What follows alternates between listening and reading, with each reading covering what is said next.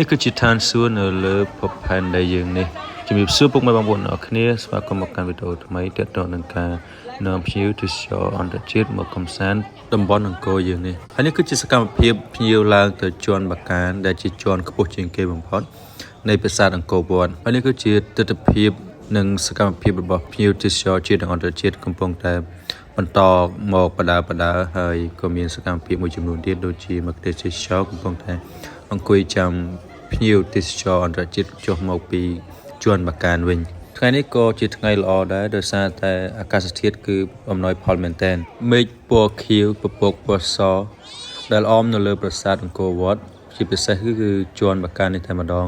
គឺមើលទៅហាក់បីដូចជាយើងកំពុងតែឡើងទៅកាន់ឋានសួគ៌អញ្ចឹងហើយវាគឺជាឋានសួគ៌នៅលើផែនដីយើងនេះតែម្ដងមើលទៅគឺស្រស់ស្អាតខ្លាំងមែនទែនពុកម៉ែបងប្អូនគ្នាហើយភ្ញៀវជាតិនិងអន្តរជាតិជាច្រើនកំពុងតែមកទស្សនាជាពិសេសគឺឡើងមកជួនបកាននេះតែម្ដងដូចពុកម៉ែបងប្អូនគ្នាបានឃើញអញ្ចឹងចេញចូលគឺមើលទៅជាច្រើនមែនទែនសូមបញ្ជាក់ផងដែរថាប្រាសាទអង្គរវត្តត្រូវបានកសាងក្នុងរជ្ជកាលព្រះបាទសូរ្យវង្សទី2ចន្លោះពីឆ្នាំ1113ដល់ឆ្នាំ1150នៃដើមសតវត្សទី12ដែលកសាងឡើងដើម្បីឧទ្ទិសថ្វាយដល់ព្រះវិស្ណុនៅក្នុងព្រហ្មញ្ញសាសនាប្រាសាទអង្គរវត្តគឺជាប្រាសាទបែបព្រហ្មញ្ញសាសនាមិនមែនជាប្រាសាទពុទ្ធសាសនានោះទេ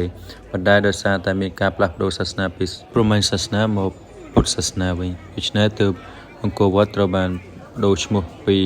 បរមវិស្ណុលោកមកអង្គរវត្តហើយពុកម៉ែបងប្អូនអ្នកគ្នានឹងឃើញអំពី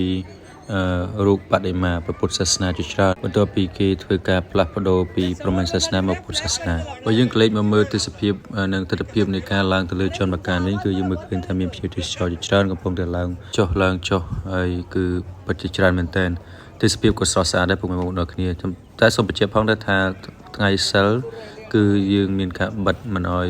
ភ្ញៀវទេសចរឡើងទៅលើទេអញ្ចឹងពុកម៉ែបងប្អូនអ្នកគ្នាបើសិនជាមកលេងអង្គរវត្តជួយឆែកមើលថ្ងៃផងបើសិនជាចំថ្ងៃសិលគឺគេអត់ឲ្យយើងឡើងទេបន្ទាប់ពីជូនភ្ញៀវទៅប្រាសាទអង្គរវត្តហើយខ្ញុំក៏ឆ្លៀតជូនភ្ញៀវមកប្រាសាទតាព្រហ្មមួយទៀតប្រាសាទតាព្រហ្មគឺជាប្រាសាទដែលកសាងនៅក្នុងរជ្ជកាលព្រះបាទជ័យវរ្ម័នទី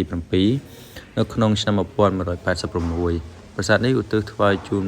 ព្រះមាតារបស់ព្រះអង្គផ្ទាល់តែម្ដងមើលឃើញថានៅទីនេះគឺស្រស់ស្អាតខ្លាំងអមទៅដោយធម្មជាតិព្រៃឈើរួមទាំងស្លែដែលដុះនៅលើជញ្ជាំងប្រាសាទមើលទៅគឺគួរឲ្យទាក់ទាញខ្លាំងមែនទែនពេលដែលទេសចរមកដល់ប្រាសាទតាព្រហ្មពួកគាត់មានអារម្មណ៍ថាកំពុងតែដើរនៅក្នុងទីក្រុងអាត់កំបាំងដែលកំពុងលាក់ខ្លួននៅក្នុងព្រៃដ៏ជ្រៅមួយនេះក៏ដោយសារតែមានដើមឈើធំជាច្រើនដែលដុះនៅជុំវិញជាពិសេសដុះនៅលើថ្មតែម្ដងហើយហាក់បីដូចជាទីក្រុងនេះត្រូវបានបោះបង់ឬក៏ត្រូវបានលាក់ខ្លួននៅក្នុងព្រៃអាត់កំបាំងអញ្ចឹងចំពោះពុកម៉ែបងប្អូនទាំងអស់គ្នាដែលបានមកលេងប្រាសាទតាព្រហ្មហើយកុំភ្លេចមកថតរូបនៅកន្លែងនេះគឺកន្លែងនេះពិតជាស្រស់ស្អាតខ្លាំងមែនទែនដោយសារតែមានដើមឈើមានឫសចុះចាក់មកក្រោមអញ្ចឹងណាហើយទីនេះគឺជាទីតាំងមួយដែលគេថតរឿង Hollywood មួយកាលពីឆ្នាំ2000ហើយត្រូវបានចាក់បញ្ចាំងកាលពីឆ្នាំ2001ដែលមានចំណងជើងថា Tomb Raider ដូច្នេះបានជាទីនេះគឺតាក់ទាញខ្លាំងដោយសារតែវាមានឈុតឆាកនៅទីនេះអរគុណច្រើនជម្រាបលា